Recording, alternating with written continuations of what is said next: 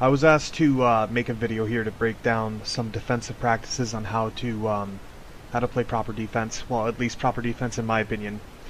I like to set teams up in a way where you're going to be cutting off the puck, collapsing on the puck, and taking away passing lanes.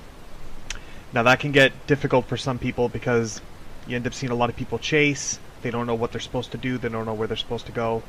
And then it leads to bad turnovers. And if you don't have all of your skaters working on the same page, it's no different than playing in a drop-in.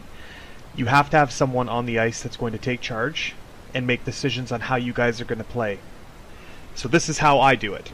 This is your standard setup here. I'm going to give you some examples of what I'm talking about and how the players on the ice are supposed to shift and move off of each other in order to play effective defense. In a standard traditional situation, you would see someone enter the zone coming up. They're probably going to get challenged here by the defenseman or one of the back checkers, but just for this example, we're going to say that they get through. The defense shifts into its normal setup, which is the defenders on each post, the center filling the slot hash mark area, and the wingers covering the points. So this is what's going to happen. This entire defense revolves around the center attacking the puck carrier, but by doing so he needs to fill the passing lane at the same time and move off of his defense. These three players here around the net have to move off of each other. So if the puck enters the zone and they go behind the net, the right defenseman needs to take away behind the net. We cannot give people behind the net. So in the event that the right D comes down to cut off, the center here would take the right defenseman's spot. The puck carrier's down here. In order for them to pass the puck out front, they would have to get through the right defenseman challenging and the center in order for that to work. So you have two people filling one passing lane. If they beat the right defender and get behind the net, the right defender comes back to his post, the center comes back to the slot. The left defenseman would then come down to challenge behind to take away the post. The center would slide to the post. You keep your defenders there. Once again, there's no opportunity to pass into the front of the slot area because the center and the lefty are both pressuring. In the event that the puck carrier comes around and beats both the right defenseman and the left defenseman behind the net, he would go to the outside, and this is where the left winger would then come down and start to pressure the puck carrier here. The center takes the slot, willing to cut off here if they try to cut onto the inside. But the idea is that the left winger will always keep himself between the puck and his defensive responsibility here at the point. So let's say that the puck is here. The left winger would approach and challenge the puck carrier, but keeping himself so that if the puck carrier tries to pass up the boards or through the winger, he'd have to make the puck go through the defender. That's going to happen. If it happens, it happens. But you see what would have to break down in order for that puck carrier to make anything happen. He'd have to get around one attack at the right defense. He'd have to get around the second line of defense, which is the left defenseman. And then he'd have to get through the third line of defense, which is the left winger pressuring. By doing all of this, you're taking away the passing lanes and you're forcing the puck carrier to make a decision. The right winger here, playing at the top right circle covering his man, does not have to stay here if the puck gets to the back corner of the ice. All the right winger has to do is come over and shift to provide additional support to the slot. So if he's in this area here, top hash marks, the puck carrier's down here, the only line of passing to go cross ice would be to either come through both defenders and the center, which are challenging, as well as the left winger, and he can't go to the right defenseman because he'd have to pass it through the right winger. Granted, this is hockey. Anything can happen. You can be in perfect position and the pass will still get through. But again, like I said, the idea is that you're cutting off passing lanes and forcing puck carriers to make decisions. We don't want to give away any free ice. Alright, so for the next part I want to talk about how we can put pressure on the puck carriers throughout the neutral zone and into the offensive end of the ice. For this demonstration, the blue team will be the defensive home team, our side, and the black will be the opposing team.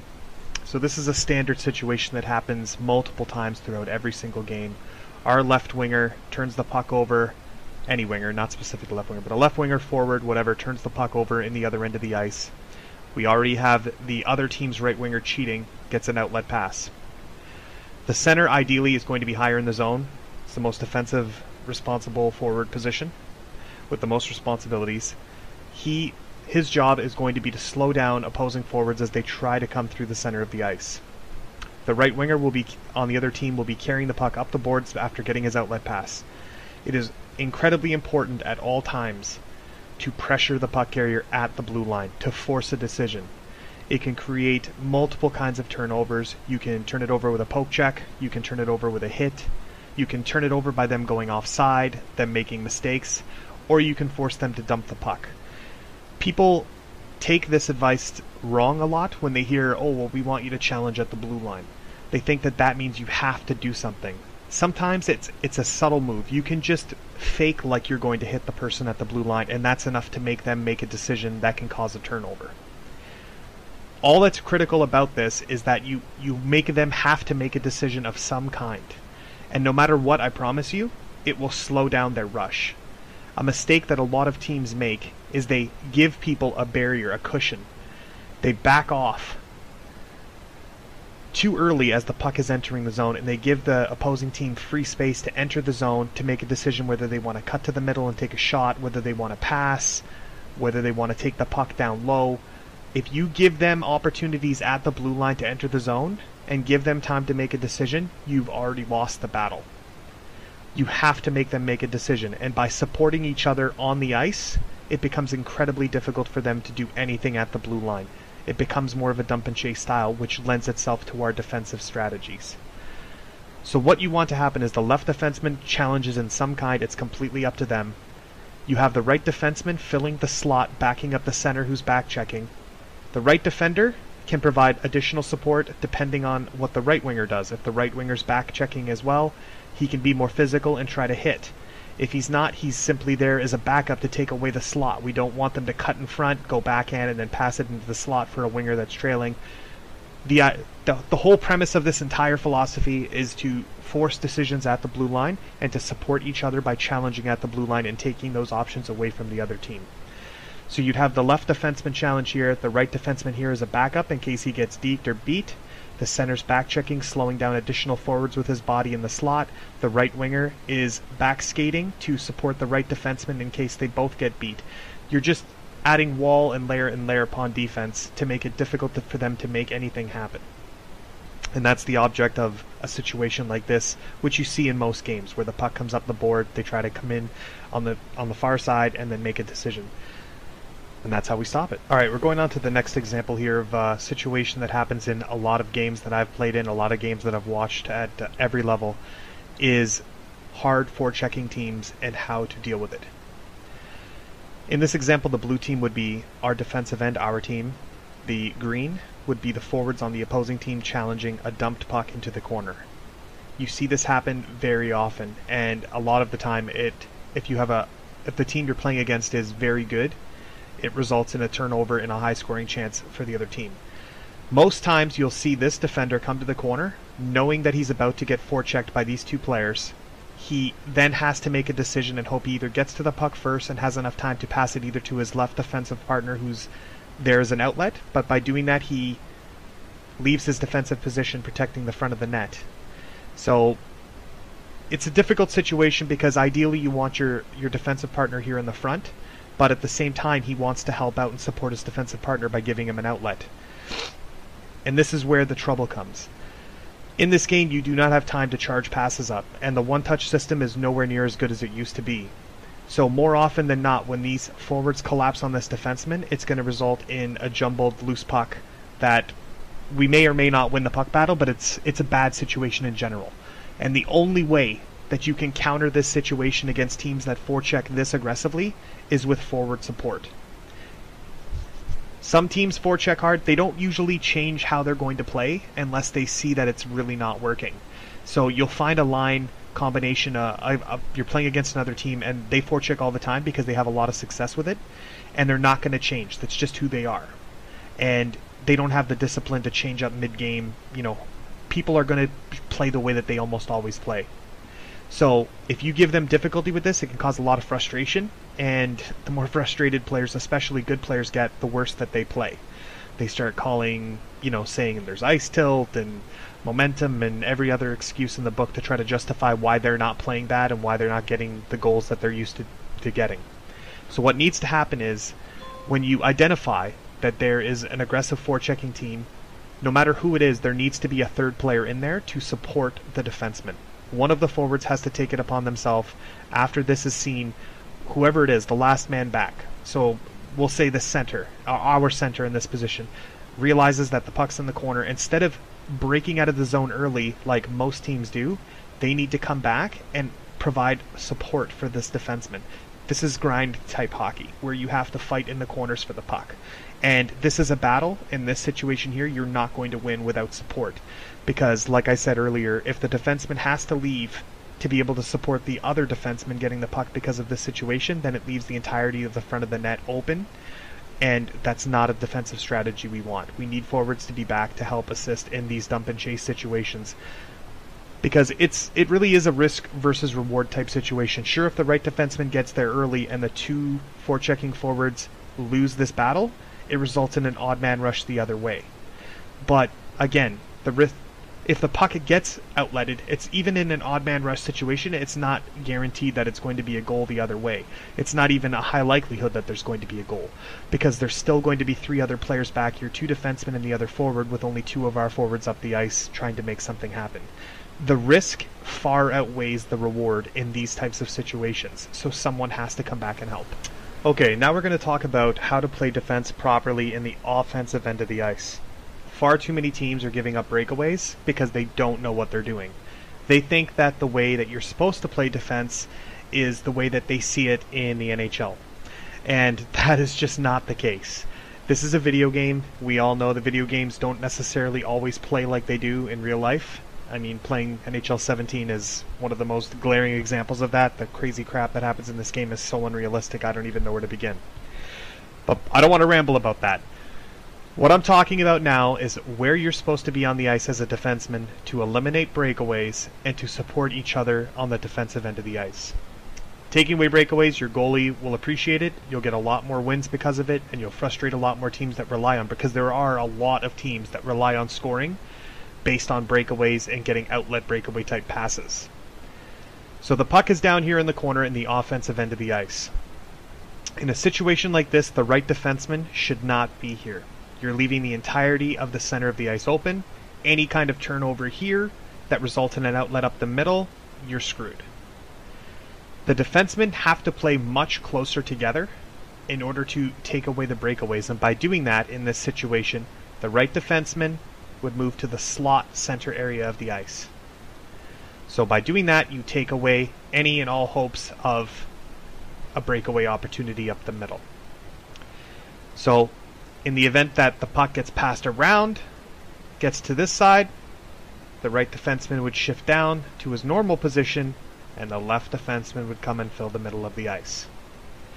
You know, granted, it is still possible for a breakaway to happen on the far side of the ice with either a dump pass or you know, a crazy stretch pass for a guy that's super cheating, let's say up here. But that becomes more of a defensive awareness issue compared to a crazy bounce. The left defenseman in a situation we were just talking about where a winger, let's say, on the other team is floating over here or all the way high up in the zone here, that's something that he would have to identify there, and then he would have to back off to address that threat. But I don't want to get too off topic here, so I'm going to get back to this. So again, you'd have these two defensemen here working together side by side, but they shift based on where the puck is. So again, puck gets moved back here, left defenseman shifts, right defenseman shifts. And even for one-timer opportunities, let's say you want to go D to D for a one-timer, it becomes much safer than having to do a stretch pass all the way over here, or even if you have the right defenseman who really likes to cheat in there. Again, the danger of any kind of turnover here, any pass from this area, any pass even from the corner to the right defenseman here, can result in a poke check that gives up a breakaway here, and that's what we want to eliminate. So you want to play off of each other this way. Now, another thing that I dislike a lot is you'll see a winger here with the puck, and instead of passing the puck to a wide open person, that's stretch here, hold on, let me get rid of that. Okay, so you'll see the puck carrier here get the puck, and then skate it up the boards towards the blue line, and then try to come around and curl to the front of the net. This is a mistake. You need to stop doing this. All forwards that I see do this, it's crazy that you do it. You should not be doing it. It's a terrible practice because, I mean, if the situation presents itself where you absolutely have to do that, then okay. But then you're going to force the defenseman to have to leave the zone to protect themselves, because any poke, they're going to get caught flat-footed in this situation, and that's bad news. If you have the room to skate the puck to the blue line, then you have the option to pass the puck to the blue line. And that is always going to be the better option, because the left defenseman then can go D to D, the left defenseman can fire it right back down to you. It creates opportunity, it involves movement. Anytime you see the puck move, every other skater on the ice, on the other team, is going to move with it. It's just the way that this game plays. So do not skate the puck from the corner to the blue line. If you have the pass open, make the pass. Make the smart move. But if you don't, and the forward decides to carry the puck and take it into the slot, the defensemen need to be aware of this and not stay here because we have the puck in the offensive end. It is your responsibility to back off into the neutral zone until the space presents itself for you to safely re-enter the zone. Our job as defensemen, whether you're a puck-moving defenseman, an offensive defenseman, our job, no matter what, in these types of situations here, no matter the defensive type that you play, the style you play, is to prevent goals. That is your number one job. Everything else is secondary. Puck movement is important. Taking shots on net is important. Being a part of the offense and scoring is important. Like I said before, all the forwards play or every skater on the ice, including the defense, plays offense and are a part of the offense, just like every skater on the ice is a part of the defense. You all are a part of it. But your number one responsibility as a defender is to stop goals, to play defense. And we have far too many defensemen in LG, in all organized sixes, that get caught flat-footed in the defensive end or in the offensive end of the ice at the blue line because they think that it's safe. Don't get caught flat-footed. Give yourself the space. It's just like driving a car. If the weather's bad and it doesn't look like, that you're going to have the distance to stop in time, give yourself space. You don't want to hit the car in front of you. You don't need to be right up their ass. Defense is the same thing. Create that buffer zone, back off into the zone until it's safe to re-enter.